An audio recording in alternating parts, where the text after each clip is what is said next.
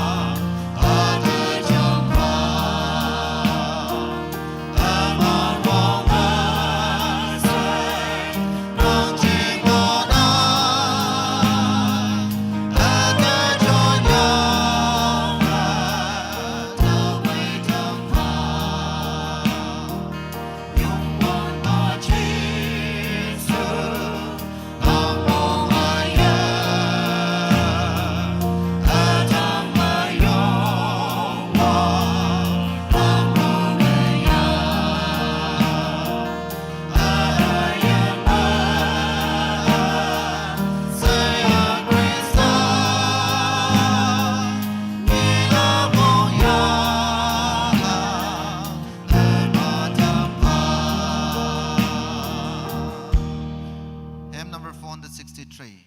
463. Zion Yeda Tainang.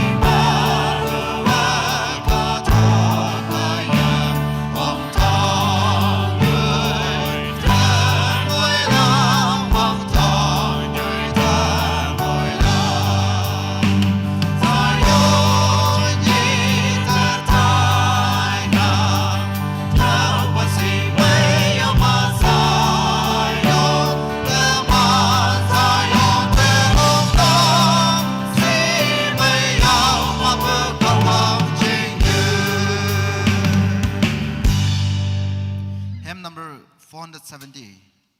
470. Toward Jisuli.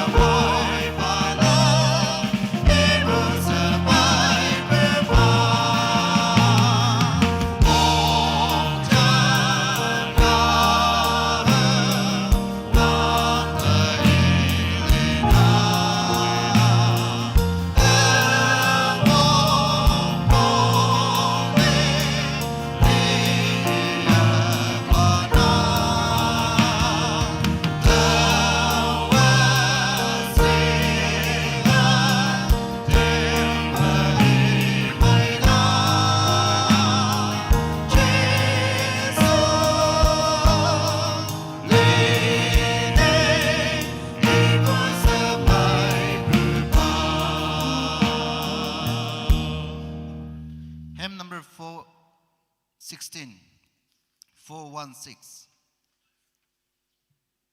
Ia kachi sensep jupeng. Ep tau bunimeng kama teman moilan jam sayong yang loka.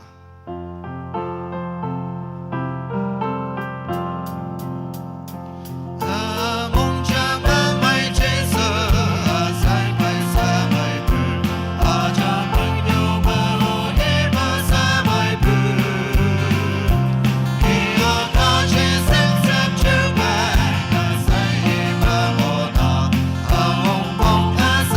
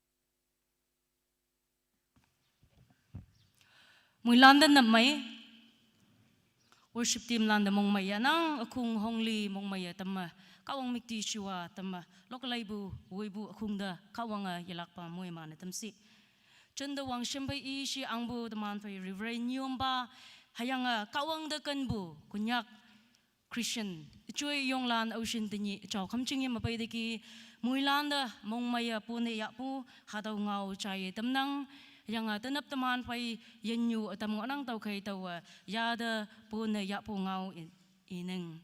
This morning we have Sister Ovi with us. She's from Sumi community from Tipupar, Sumi Baptist Church, Dimapur, who will also be addressing the youth in the evening.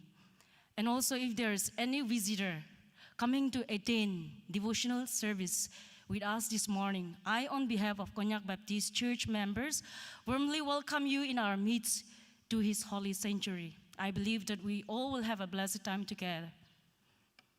Tawa chow, laija teman, yupai kambu wilak china se hadau ke e ngwanda teman pai tinibu yupai kambu taitem kawang da fanafa wong yu yuplak china se teman pai Pajay lang ex jikon de yopatong nang tawa hadaw kia inang Psalms number 150, 1-6. Tawalay hymn number 150, 1-6. Yung wan pada yi lo daw I jing kam jing ma kawang da yi lo daw wang dang ma I wong jing ne yi lo daw iya lingyang bu wong nang bu tui show jing ne I de yi lo daw I kiyong bu wong jing ne yi lo daw nya wong pai I de yi lo daw Kung ki amtik hai kung ki la ha pai I de yi lo daw pem kong bu hai polok bu pai I de yi lo daw Kung ki amtik hai wi wo pai I de yi lo daw pai wang hepa I de yi lo daw pai wang shuwong she hepa I de yi lo daw yung wan ba de yi lo daw ayan yen mok say yung wan ba de yi lo daw hadawa kawang ngau nang yuplak ching ne soshan ba alang de hibak e patam nang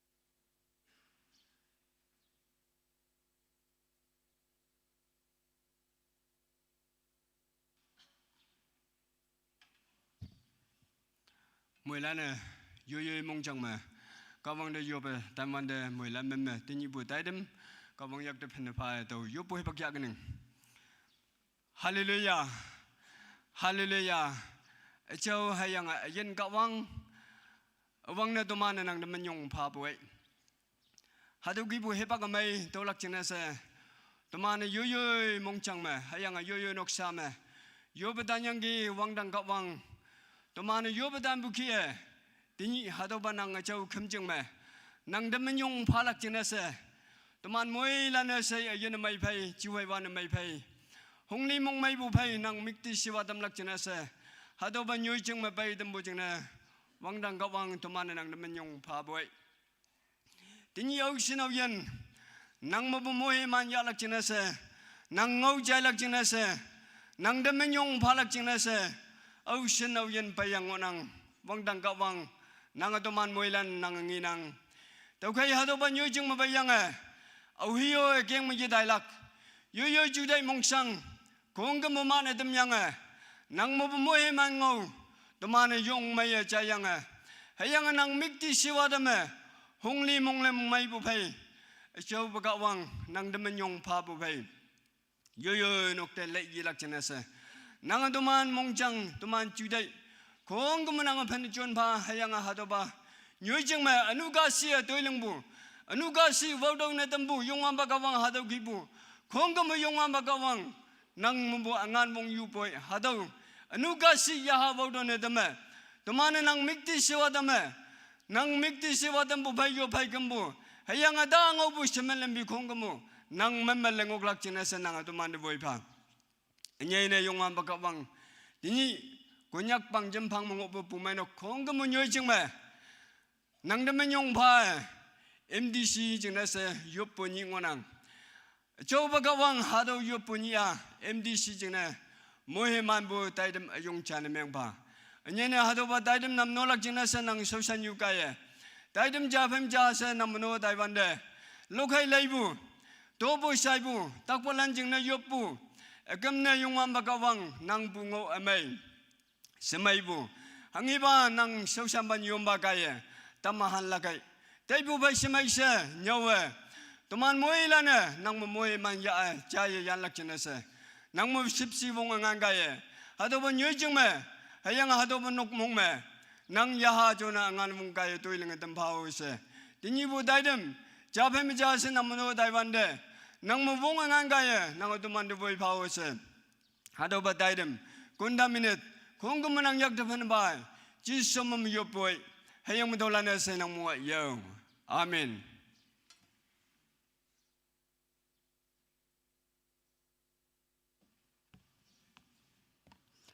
Tinapu, yopoy kambu daidem, kawang yakta panafa, wong yo patambu ex chikon pada mong mayanang kawang moy mansi sa abu hibang ma social Yolanda hemlock lakching na se hibak epatam nang.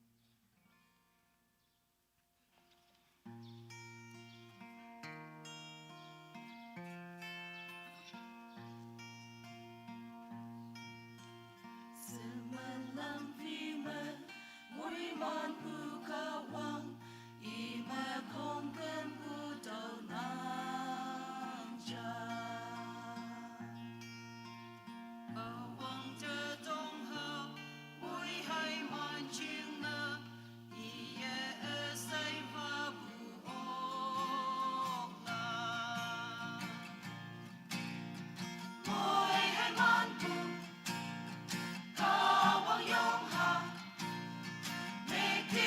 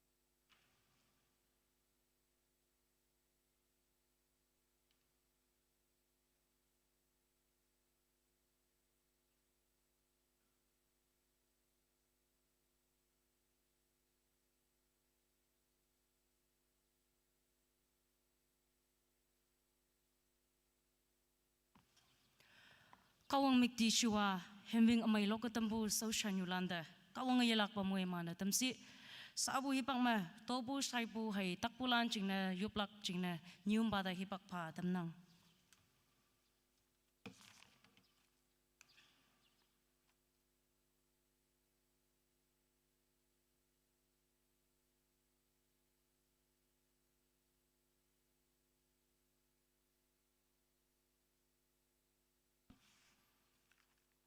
Kawang ngau do hadoki inang. Voidai afong tamalim aling panmadu. Exodus chapter 23 verse 19. Nang kawang yongan pa nokta nang hemang aibu awang pa taklik semaibu pa ya apai daw. Sa teman fai sausan palana teman ya apai bu tobu nam no bai lak chine se hipak na. Hymn number 195.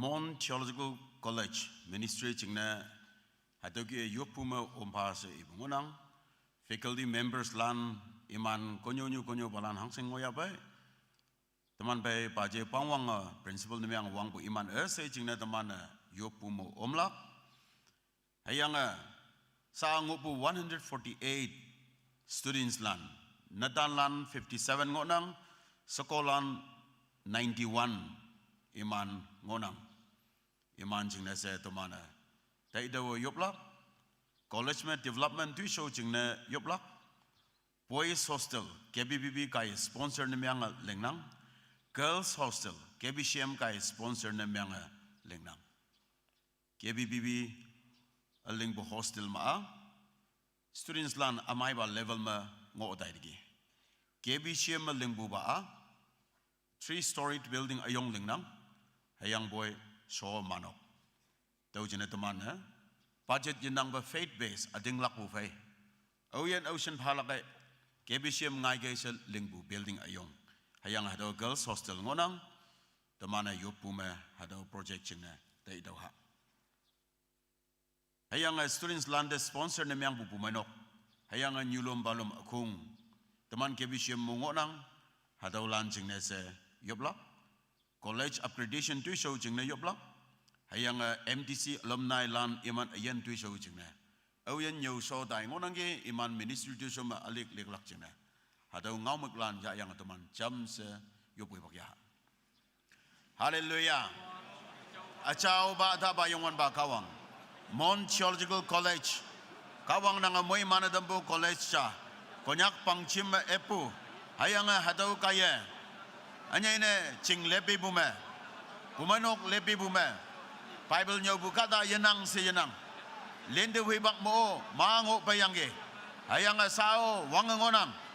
Hayanga hadau saya hadau MDC.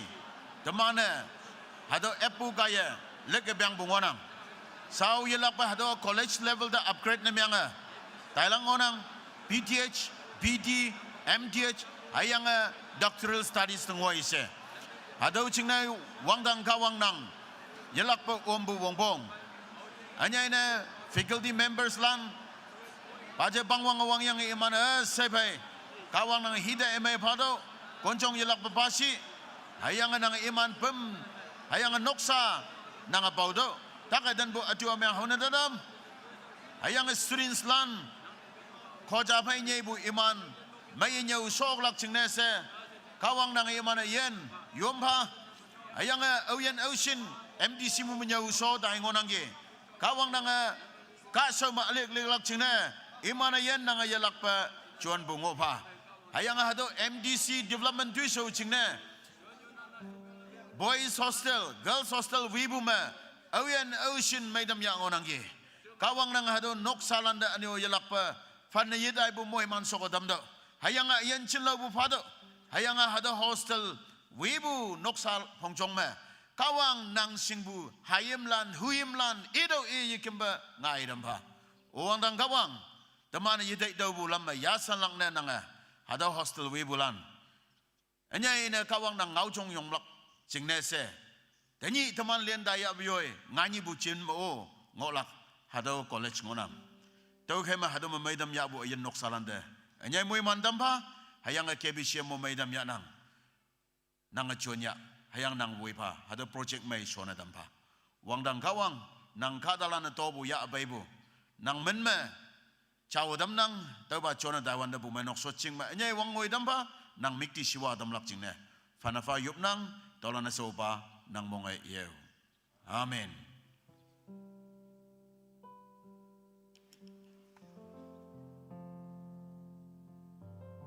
Teman ni it mysteric sign pa yang ngobu Sundays tinyi ikibu hadaw MDC di dainang aniyo pangcim di dainang hadaw gi offering hadaw gi dainang tau jene teman singlak jene tau yalak tau China damnang. Takaden balan jingnese, ane yopu yahu bulan jingnese, yalak patomana yopu hibak yalak. Dauhema, oyen tanap yopu ma maidam yalak jingnese, bay ngoya bay, yalak pataw kawangau iwanda yongpu oklak. Tawa noman ni se mayeling damlak, tawa noman mago mayedamlak. Hadaw kawang jan bungonang. Kawang ngawa hadaw inang. Daw numan ni semay damlak. Jajama teman tak asang buang. Teman de kawang tok nyong dai buhibang me. Kawang mong meng buhibang me. Israel kadalan pong buki e. Kadong nyu moilanda pe buwang yang wangi amyang.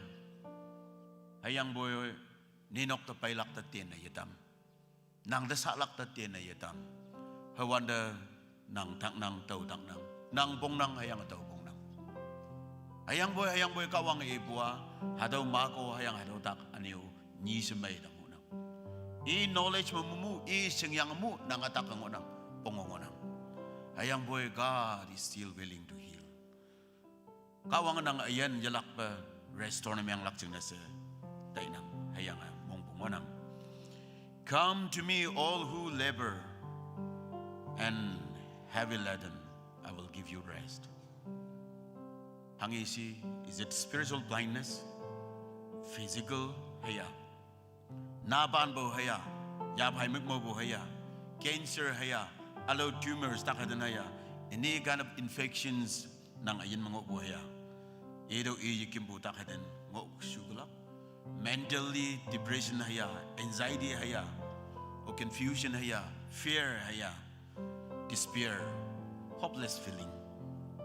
Hangi ngonagi, or broken heartedness. Is it because of the relationship? Is it because of the failures? Or is it because of your own sin? Jesus Christ datang ke tanah Baiha. He is our physician.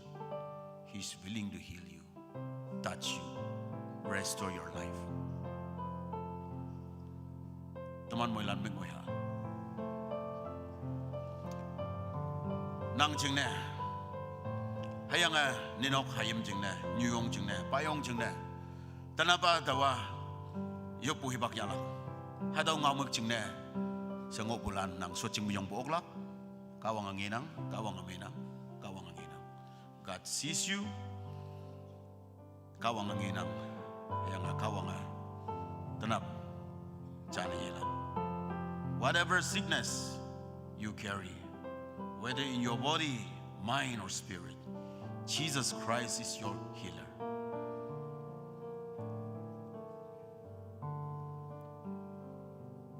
Aniongoya, last call for you. Yes, yes. Yeah. Mong ning nay butango, kawang song yung bumonang. Hayang siya tungok bulan, budaman na fanfayop lang. Nangayising bu, tak hadyang moya. Tuman mo ilan, lilak tanyam nang, taklak tanyam nang. Hayang bo lilak ni ising, tak pudak ising, mok sa ngay wanda, jamloy mong nang. Tanap tuman na ising bu, kawang song niyabaya. Tuman jam siyo po ipagyaha. Hallelujah! Achaw ba, ata ba yung wan ba kawang? Tanap nang mabo. Kanyang wang ha tuy ayong nanga hadawa nyu chingde kawang nanga tuiling adamba hadawa nang kimching ngonang hadawa nang yoblong ngonang ayang hadawa chao nyu ngonang hadawa maidam bu nyu ngonang hadawa miracle tuiling nang kanyang wang ha tuiling nang hadawa takpu maidam nang hadawa mong sang mong meang yaday nang hadawa jingmay mong may panang hadaw nyu me amyang manadam bu ngonang hadaw nyi me yui me ayan jin bau dam bu ngonang.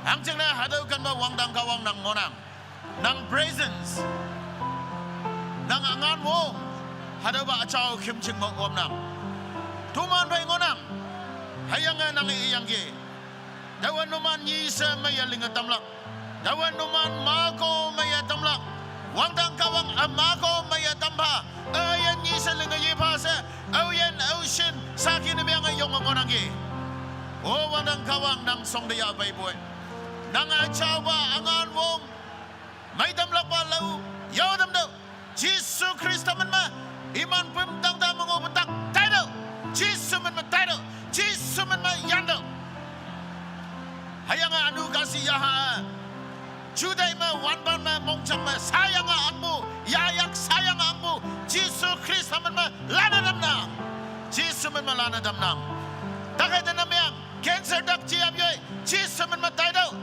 diabetes tak ni ciam yung Jesus man matay daw. Kidney problem ciam yung Jesus man matay daw. Hayang life short na miyang unang ka ayan jinso mo manang ka. Nazareth Jesus Christ man ma. Lazarus mangchong mo buyang ayin na tambuki Yungan ba kawang nanga ayan jinso mo bukada nanga ayan jin bawadam ba. Hallelujah wangdang kawang ayan jin bawadam ba. Hayang wang biang aniw hangsin na bau panang kasi hadaw wang biang bau pabu mong wangdang kawang hangsin na may bu hadaw hibak wan kon mong ma nang kadalanan nang yibilak hayang nang acaw ang ching tuiling la mission tuiling la kawang nang mikti siwa damla hayang imanda ayan chin bau tambua wangdang kawang nang wongbong ching na tau kema wongbong yinang bu kada kadong yuma au yinang sa ting lang nang hayang wongbong na miyang buching na nang ayan po nang mayong boy hayang wongbong machon pa hayang tumana sa ina nang ayan chen pa udam pa hallelujah wangdang kawang hayang uyan ocean online me taktai sangdaya nok malay ngo nangi Nazareth Jesus Christ aman mamaya damdo iman mo ngobu taktai do mong sangbu tai do wangyak tai do wangdang kawang hayang hospital ma uyen takpo sileng ma mong sanga lay ngo nangi sa Nazareth Jesus Christ aman ma dole mai damdo nanga chondo hayang nanga bau ayan chen bau damdo hayang iman umbu anu ngo nanga ubaga wang nanga anu wenadam si amyang wenadam pa hakamu tuman ayen kawang nang song daya bay boy nanga anu chaw dampa hayang takbo may dampa Nazareth Jesus Christ aman ma may dam lakpa angan wong yue hayang wong pong lin myang bu se wang nang kawang nang song de nang sipsi ya song daya bay dam yup nang talan na sobang nang mong iyo amen amen shot kay kawang mo iman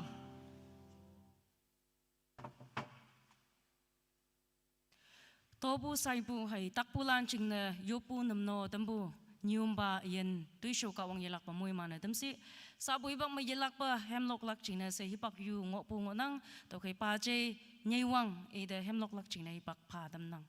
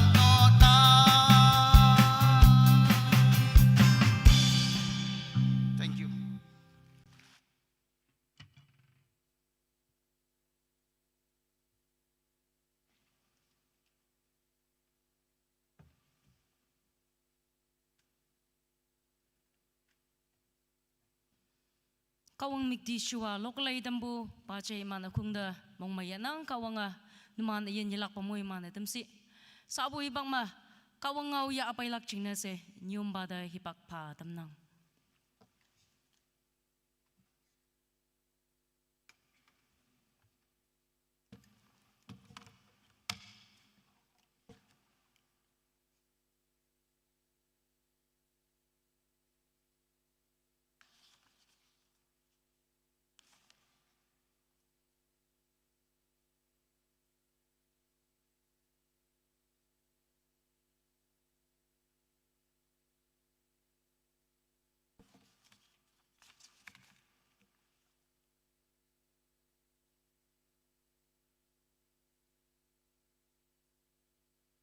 Tanap Oyan Ocean Bay Oktagi yalak ba mong maya ponayanang.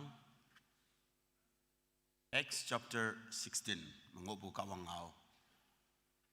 Tamah nunang. Ini MDC Day of Prayer. Ayang hadoma ngaumek na growing together. Cham se jongbu kanbu mes ngonang. Ayang boy menyi teman cham se jongbu. Growing together in one body, hadau cheng temana ngau yang ge, teman membership size wanda. Toga mah hadau wang bu namyang la, hayang temana mawang muya baibu, bugab X lambulan lai, tatanapa lai ye hadau ngau ya bai hunang. Let us turn to Acts chapter 16, verses 6 till 10 hadau iha. Acts chapter 16, verse 6 mawangbu, pandeng nguye, teman cham se ilap,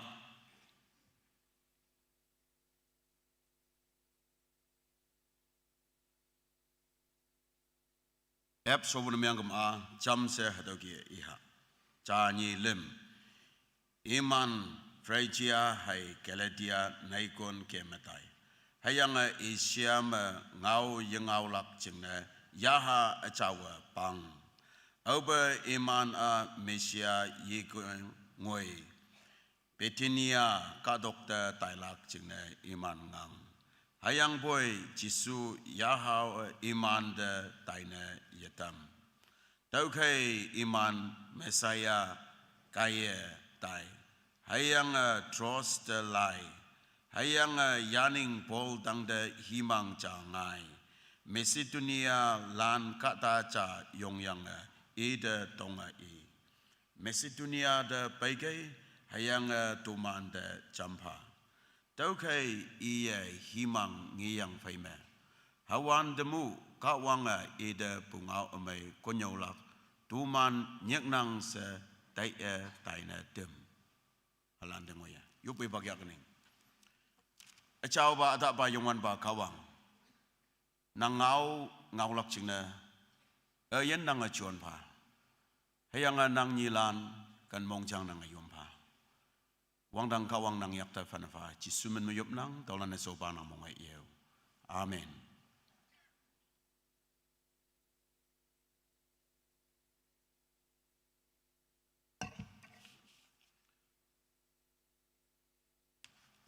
Book of Acts 16, the whole chapter ibu namyang kama, bungaw namyang do udah yong bungaw maang ona. Hayang boy, verse ya ataman ngaw nesig mahipak yong ya angay bucing na. Akyang nyumhay hadaw kia ngaw lakcing na. Tainang. 15th chapter of Acts, hadama Jerusalem Council ngoyanggi. Hayang Jerusalem Council iman Tibet. Jihudilan wanglam kia whether Gentiles should be circumcised or not. Hayang atame ibua Gentiles lano circumcised na miyang lakbongbong. Then only they can become the member of the church. Hadaw kia ngay. Hayang hadaw Tibet issue iman yung de handle miyang iyo. So Jerusalem Council hadaw chim na ngayang ki. Hayang then decided that it is not necessary for the Gentiles to be circumcised to be a member of the church. A young boy, still then, they should avoid. idol worshiping, anyo adultery, yisigama aloba, nyungo wanglam amyang, hangi anu ngoyabe hado sin, full nature, wanglam mabu hado yan ngolo, hado yangi. Tau kema cihuti wanglam ya yang Christian namyang lak jibe, Jisu Krista ya yang monglip koma church member na myang oklak, hado ngaubu. Then with that letter, Paul and Barnabas going back to Antioch. And from Antioch, hadaw ngaulan ya abaya yang sa chapter 16 Acts ma tanap teman ibu kanda ya gaya taibo hadaw temana ninang.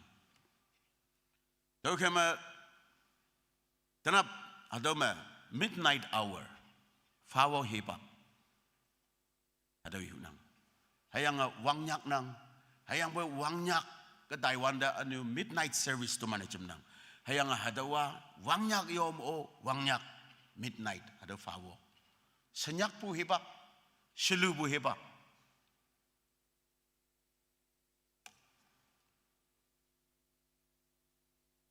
Teman jengne se season ngok nang hebak cu wan ngok nang.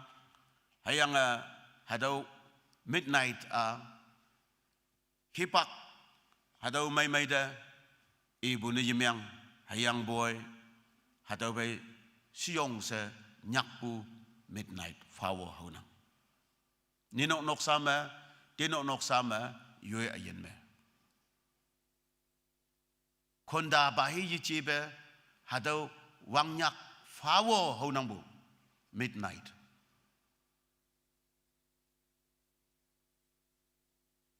Hayang open ng dreams galaps na miyang lakay nang hiday saji yaida lakay hayang nang lingbu tu show de kadalan opos na miyang langay lakay hayang nang yak nang yaa chen na miyang ke mayong yu opa sa dam lakay hayang nang monghem maaday bu nang mongchang manang nang nyenying de it is over saji tawa hangi wongbong amyang sa paybu.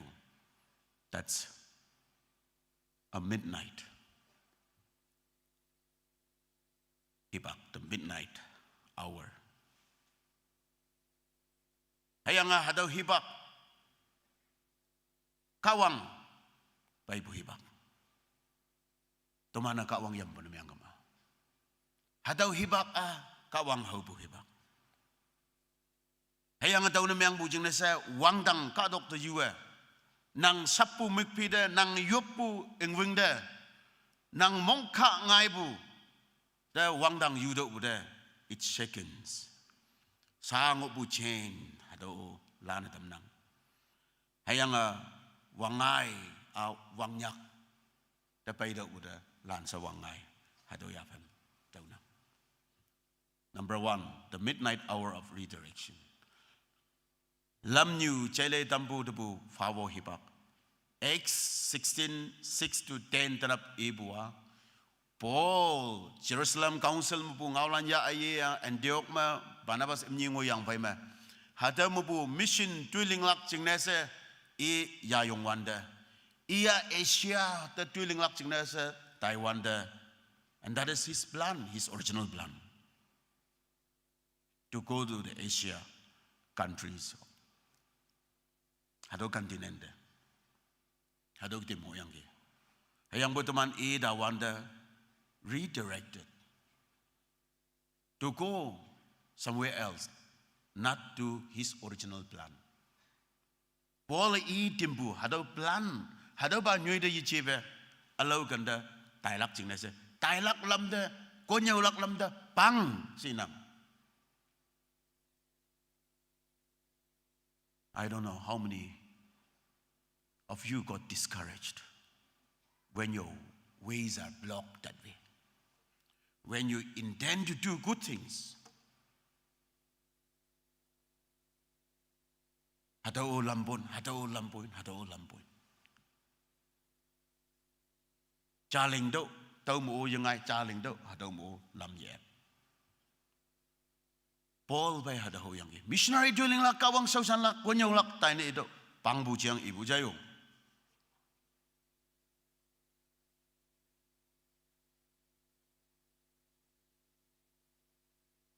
Tao kaya may Asia ma konyo lak jeng na si wanda. Ya jauh kaya Paul hayang I kambinon selanda tak ngau tak dai sepangbu. Ya no si yang ki. Instead a vision came. Come to Macedonia. Asia da yichi come to Macedonia. And sometimes we say Macedonian call, which means there is a direction change in life. There is a redirection happening in your family. That is how we say Macedonian call. At the nokta, hadaw Macedonian call ngay bo yang. Kung kumbo hadaw tau yang missionary na tabi. Mon mangok lak si Sibu. Hayang boy putan mangok kay Sibu yang. Timabor mangok lak si Sibu. Hayang boy China mangok kay Sibu yang. Kohima mangok lak si Sibu. Hayang boy Jingde yigdo Sibu yang.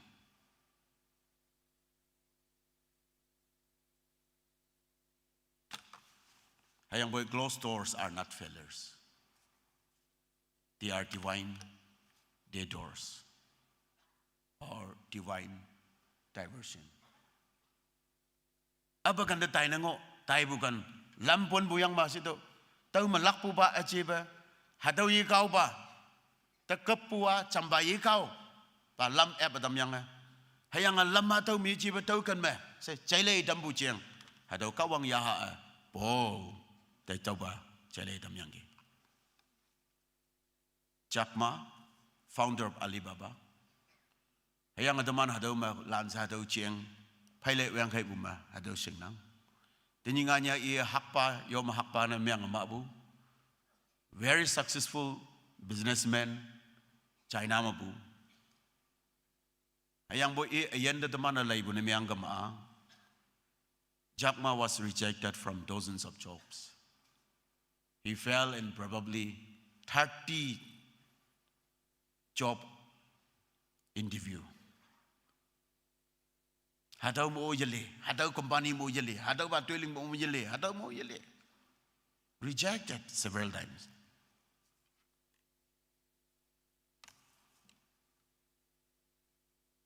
Redirected to Alibaba. University yan mamayang alay nyo buka tao yichi sa nginang. Hayang ataw numu mayang anyo competitors lan pay cham sa competition Taiwan da iok pubar saha na miyang. Like the Spirit said to Paul,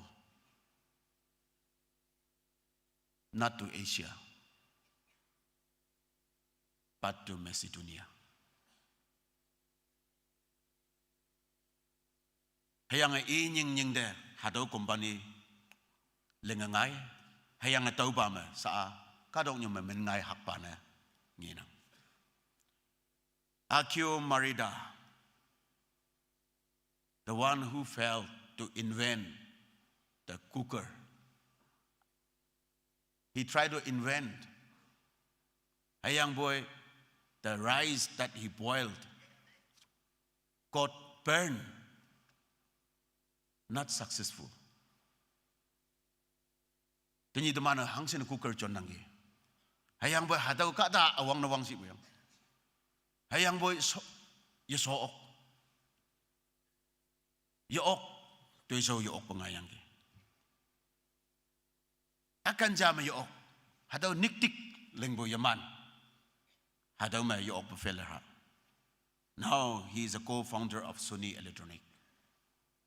Sony hangsen na famous na miyang electronic items ng ubusi. Hangsen na advanced type ubusi. Hadaw dubu nokpo na ingo nang iyo. Hadaw dubu to siya ayong hanging olak kadong yuma.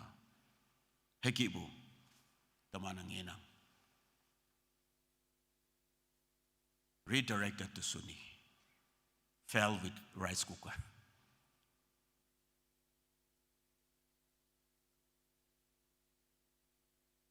When your plans collapse, nang tay ching yung way lakay, leng ching yung way lakay, tay buki lai yun yung ok lakay, tay buki ministry ling yung ok lakay, mong hamma nang, mong shwe da nang, midnight rejection can birth a new vision. Paul to the midnight situation how yang ge. I plan kong kumbu sadar na miyang tambu. Acaw ya ha. Ta sa pangwen mo. Hayang boy Macedonia channel epatam yang ge. Hayang atinyi tumana laibo hado kata lando o hagibo. Tau jing na now silan yung pa yung lan. Kawang ataman de redirection pa bang waya.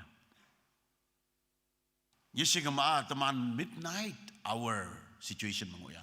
Is there anyone in the midnight hour? What is your midnight hour look like?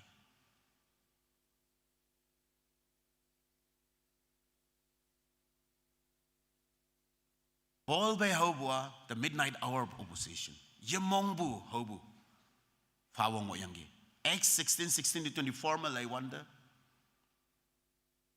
Over Asia that dice. Okay, then Macedonia. Then now he goes to Macedonia. Hayang ataw may ministry link. Hayang a slave girl who was possessed with evil spirit. Hadaw evil spirit cast out na mayang adam. Because that evil possessed lady was disturbing him a lot when he was doing ministry. Maybe shouting, jumping, whatever like. Ngayon bu kadala na teman do normal activities te yung pokang ngobu jing na. Liang mana ngobu jing na. Ay hadaw kasi ya at imu bucang ko may laksa. Paul hadaw kasi ya chang aday. Chang hadaw now ya asa aji normal kada na miyang day. Then that slave girl's owner got angry and opposed for healing or for delivering that lady, slave lady, from the demon possessed.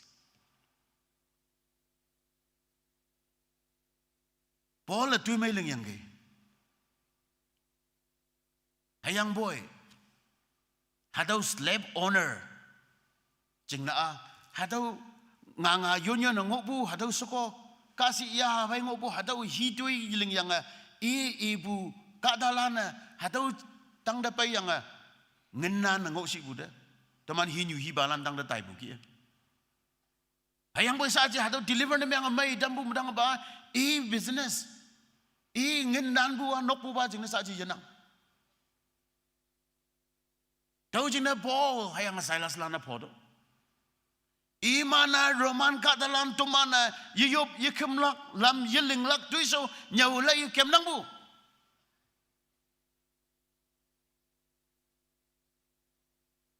Tahu jena Paul hayang Silas imni. Po yang anya ina marketplace kadalan ungingi ya shu da yang settlement yang ayong landang da ya aday hayang hadawa kasi ya chang day dambu jing na sa profit lam nyu pang bu yang sa slave owner mong shi mong myang bu Paul hayang Silas ministry da opposed na myang yang la yong yang doing right led to beating, humiliation and imprisonment.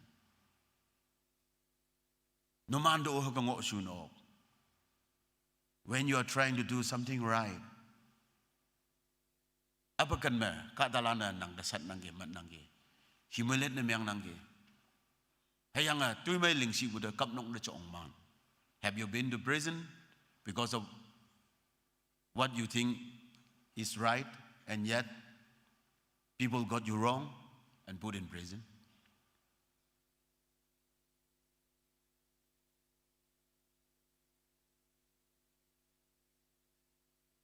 Hayang boy, iman yanbu sa dambu, kapnok tahan dambu, hadawa obo last na jimyang. Tumanjing na obo last na jimyang lak, Teman mahagi bu moment, hagi bu situation face the myang yang ngok boy.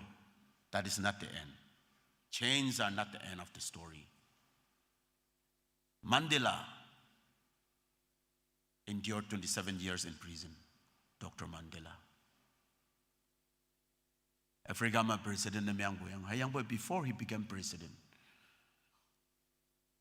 He was in prison for 27 years.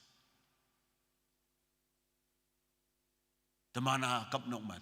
Tuy may lingbu jina, kaksu lingbu jina, justice jina fight na myang bu jina, liberation movement start na myang bu jina. Tanada no hoy taiman. Tanada tai bu may bungaw ibu yuchi hayang boy, hayang boy.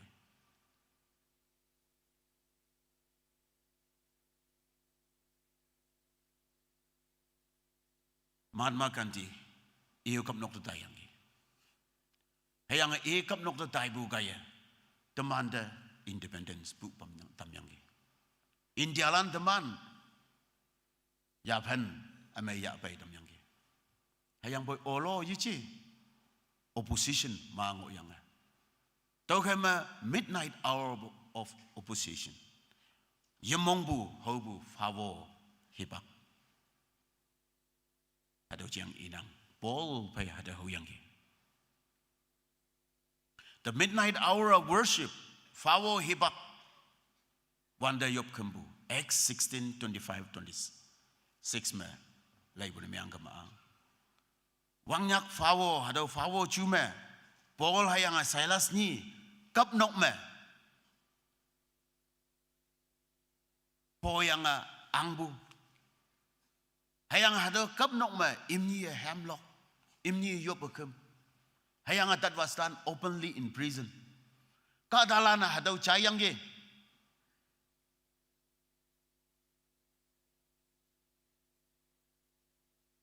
Hayang imni yayak sayang ngoya biyoy. Worship was not an escape. Jajamaa to escape the pain, to escape the hurt. To escape from reality, we tend to sing the song. We tend to play the music.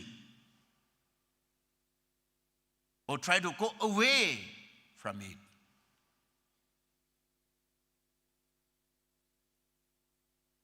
But Paul and Silas didn't do that. Imana yak masayang kamnong mangonang. Hayang bay tau de nyam yang tau de mongsang yang tau de mongmeng yang Hadaw takpo sangpo pilak jeng na hemlock ha. Come on, let us sing songs, some hymns, or pray, just to forget our pain. No, teman sorrow mong sangpo hadaw pi melak jeng na like painkiller. They were not doing that, but it was a declaration. Their worship shook the foundations, opened doors, broke chains. Hangi yan o, hangi prison o, sabu yogla, kawang hemme, kawang de yopuma, wongonang sa declaration. Payangi. Worship in the dark is the most powerful worship because it declares faith when circumstances deny it. Kada maha bume, hado the midnight hour, how wonder. Yung mong shui danang, mong mayang danang. Hayang boy, hataw ki bu hour, hataw ki bu wangyak fawo me, yop to, kum do. Hayang hataw wanda no, nyik ning yop pu de yechan bu. Hayang nyik ning yok pu ba. Wangyak fawo pay bu hibak ma yop pu ba. Hayang hataw wanda ating lakpu. It happens. The miracle hataw nyo matuling nang. Hayang experience kadalan ngo nang bay.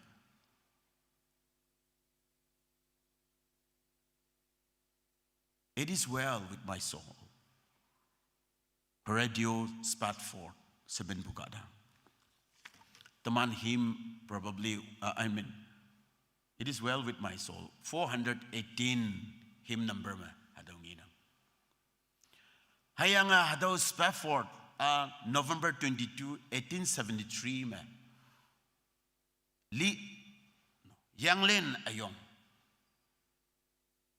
Amerika mapu Europe da taibu. Hayanga iha hayanga inok soko. I mean, soko hayanga iha Bali. Hadaw yang len masonatam. Cham se tailak jing na ngo sibu. Hayang bo business tu so atam hangga nyoy sa atang asyubu ngai bu jing na hadaw tuiling lak na myang daya. Iha hay soko imanay son. Hayanga haga sona daisi uda. Hadaw yang len yang jing de hemada. Hayang within 12-13 minutes hadaw kong kembu sing na myang ama.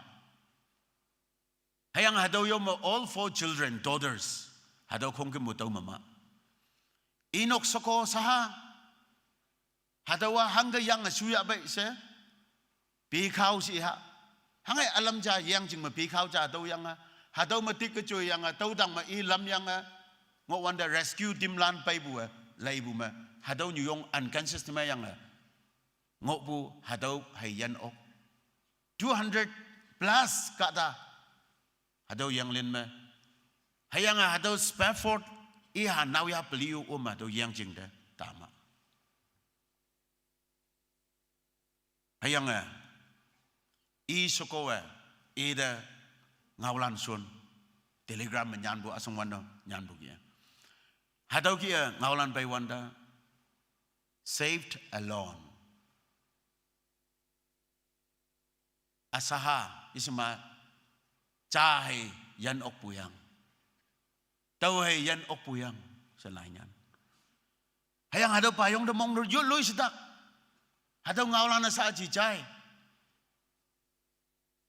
hayang mam se soko tangda haulak se tai hayang hadaw yang len mamu anyo mam se Taiwan de yang len matai yang hadaw Atlantic Ocean hayang yang tau ma Taiwan de hadaw kanaja nang halan sing namyang mabu kana sibu hadaw yang jing nyoy hau hayang hadaw nyoy de lai ka dok ku da 200-300 miles deep. Meters deep. Hadaw ki lua tabu yang jing delay yang my children are not here. Hadaw deep yang jing hayimlan iman hadaw ma yanang. Iman kongkimbu wangdang ngok. Hayang rumong da the cabin ngok bu yang len mong rum da lai yang it is well with my soul hadaw hem inspiration pa ya nyan sina hayang ibu akyang niwa I'm broken it's a midnight hour for me I cannot tell lie I'm really sad Spafford Ewa. But on the other hand, he's declaring, it is well with my soul. Hadaw chuwana mentally, physically, tau yung sangamong sangya abyoy. My relationship with God, the living God, is intact, not separated.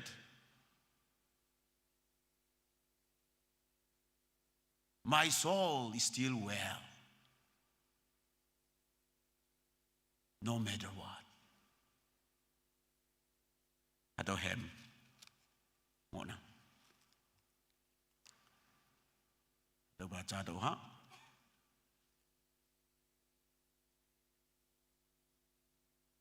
The midnight hour of transformation. Jai lebu debu favo hipa. The jailer called for light, rushed in and fell trembling before Paul and Silas. Imnia yop bekema hamlok hamlaya ngodo buda wang dang yubua kapnok a songyu hai taga pai semelampia earthquake paya suyedam. Hayang earthquake paya why the lock should be open? Why the chain should be broken? even if it is earthquake.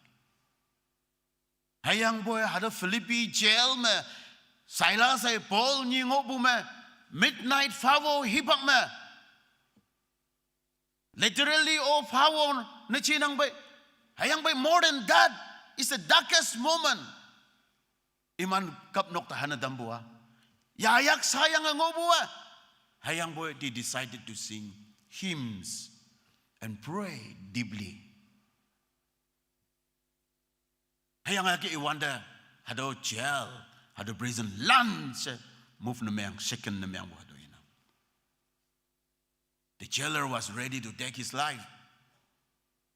Hado jailer kapnok tabu, hado ayong baa, saji tawa lilak chali ba isa yang lau tiak ngaya lilak ching ne se hang ne kop nok khong kembu i phang mo bu khong kembu takap ep dai ngo khong kembu yan bu phan dai ngo hama tawa halan tawa hadau wi wo dau shi hai bu hayang hadau ki kap nok tawa kap yo ok bu ching ne hayang the prisoners lan hadau phat dai tambu ching ne taw suspend halak wo dau shi halak punishment halak Cuman mangibu, tahu hadau ngini inang, tahu cali baik, sa inying demong meang, but Paul stop him, hadau yaning Paulan, tak lak tau si, hayanga, ibai konyong olay, imano kong kim tau mo nang bu, oh pat day tay ja. Nanganang nying de mata ya. Sekonya ngorai wanda hadau kada. Jailer ngok wiban ngok bua. Paul ay Silas tubu simpa friend na himyang. Family kada ni himyang. And jailer o bapti inok noksao bapti. Hayang ay yanyibu daw. Not just break the chains. But God transforms hearts. Teman masangok bu, lana damlak, yan bu sangok ya biyoy. Hayang batau saya je, hayang boy, jaile damlak, hadau kawang ma angan wong ngonang. John Needham, Amazing Grace, 178 yang teman hymn number. How sweet the sound that saved a wretch like me. I once was lost, but now I am found. Was blind, but I see. 178 teman him. Hayang hadaw pungao o. Ia slave trader. Iba bay cham se yang len me kema tuiling ngobu. Hayang hadaw yang len me captain nemyang wanda. Hadaw slave ra yobu. Yung pilot bu tau yung may ngo. Tenyi ngani kani yo bulan ngo nang bay. Sunflower lan yo bulan ngo nang bay. Alcohol yo bulan ngo nang bay. Domestic helper lan yo bulan ngo nang bay. Teman konteks me. Yese kema hangai tak si ibu. Yo la yang ngo bulan ngo nang bay. Iman konteks mo hadau slap haila yang ngo yang gi. Afrika lan iman pa mo wihok ngai lak. Wihok ngai yang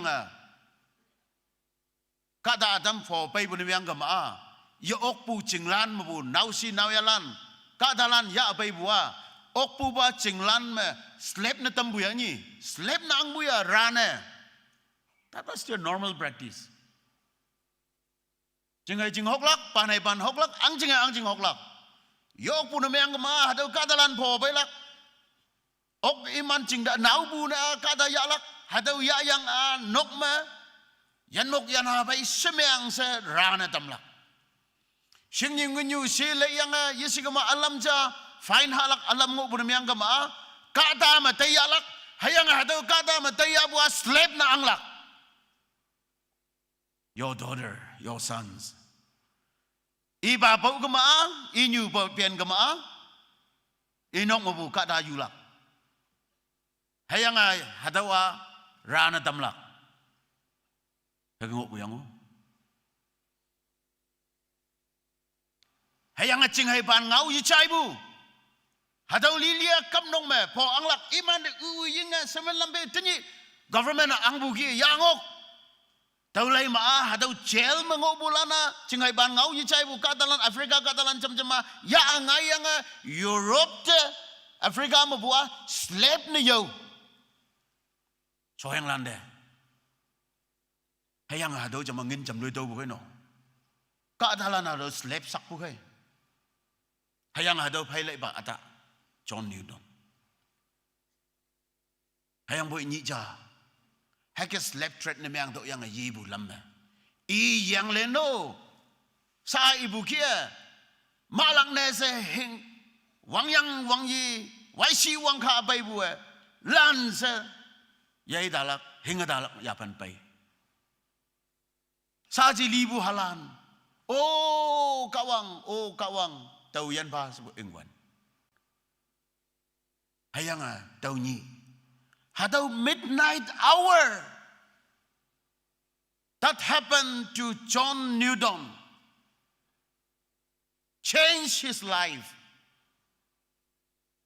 And today we have a song, Amazing Grace. How sweet the sound. Kawang ya. Evangelist na miyang. Konyaw ba na miyang. Hadau slept threat. A police na miyang atam.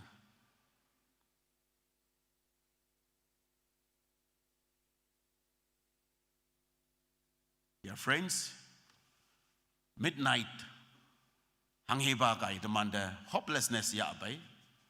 That's never a final word. What feels like the end can become the beginning. Now silan hadagi buyafan ngoya. Tanap pupugap Acts chapter 16 mah daw nginang. God turns prisons into pulpits. No. Teman ada mukonya boyang hayang boy Paul hay Silas niya kapnok. Hayang kapnok ma hemlok yop kim. Hayang ataw ma monglip pungay. Jailer hayang inoknok sa papti bolay do. Monghem yanang bukan malana tambu daw. Hayang wi balanyang masi do noksa ka nana miyang. Ada kong kimbu kawang atwiling nang pay. The place of your pain can become the platform of your power. Apakan ma nang sang nangge, apakan ma nang pong nangge, apakan nyoy nang da satak, puyafan ma nang ngonang kasi. Hadaw nyoya pulpit na miyang kalakajayo. Hadaw nyoya kawang angan wong dwelling bu platform na miyang lak. Hadaw lak po yujija. Kawang anang da kasaw ala lam yu ala hawlang ngonang bu. The church, the midnight hour is not just Paul and Silas' story, it is ours too. Teman jeng no hagi buma haunang buya, kebisye mo kadamu hege. Just like Silas and Paul, the midnight hours that I'm talking about. Don't give up.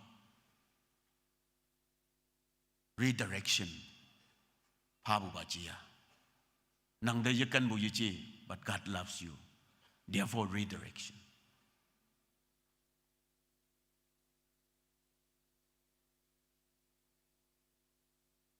So midnight is the hour when God redirects, strengthens, receives our worship, and transforms despair into joy.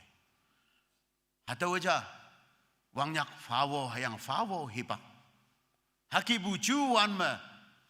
Ating lakpu, yopu ano, yasan, yalilak na ngonang po. Hayang taugan ma, kawang hobo ja. Taugan ma, kawang dwelling nang ja. Some of us are living in the midnight of poverty, broken families and hopelessness. Noksaya na, tayan day pan bupay, hadaw di ibu yang o, pawo hipaksa. Sinyo yang libu noksala nungo kulak yang o, singyu nginyu ma, siya hingin matuin nanbu. Semen lampi me, yok asang po, hadao teman jeng na midnight hour yang o. Monghem yanang ba maabu, hayang monghem yanang po yafan, hadao midnight hour kibu mo nang. Hayang kaadalan na teman winbu, hadao chakma gi teman da rejection no, midnight rejection, midnight opposition, midnight despair. But today God is calling us to step forward, to bring our midnight to Him. Hadaw wangyak yasing ma hadaw fawo ya abay kay tini. Kawang atamanda anyo lamyu Allah paning. Tuisaw ala ya paning, wong ala ya paning sina. Kawang aw chay bo asayde muhiman.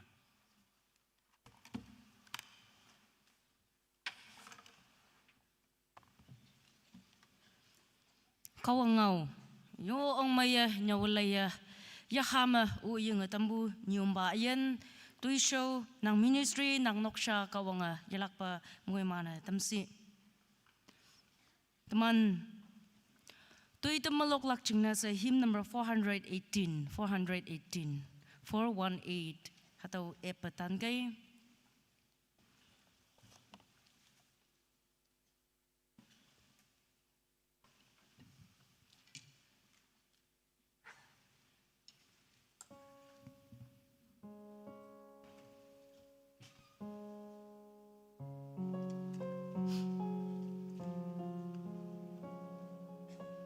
episode ni Megama muilan jam sayong manuka.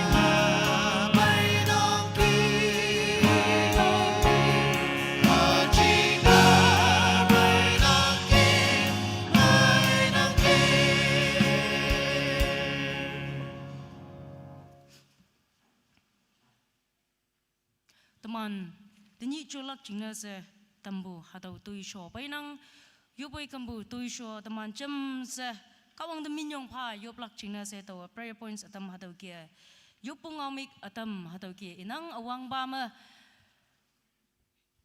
class 10 high 12 exam hango po kunyak hayam lan china say day daw yo pa hayang iman na lingbu tuisyo ma okpo ngilak china kawanga iman na yambu studies de kawanga chamtampa nyo iman ayan hayang iman noksa china kawang mabu sipshi yo taman yo pa ni sabu ba ma tani taman chaibu kia taman ayan ma midnight hour nyum ba yong may taman da nyo tambu kia halo taman hangi ibu yafen taman ayan ma hato face na meng wanda taman mong yusuil ba kawang da atinglak po mawong nanga ayang kawang da yapan ba yopu ma atinglak po mawong nang olak china se yoy ayan yaha china se taman wong yo pa hayang lemsebu ba ma kari chon balan china se yo pa news malay wanda akan fima kari accident na meng bo hadaw nginang daw kay wangyak wangay taman sako natan longmay naha sa iba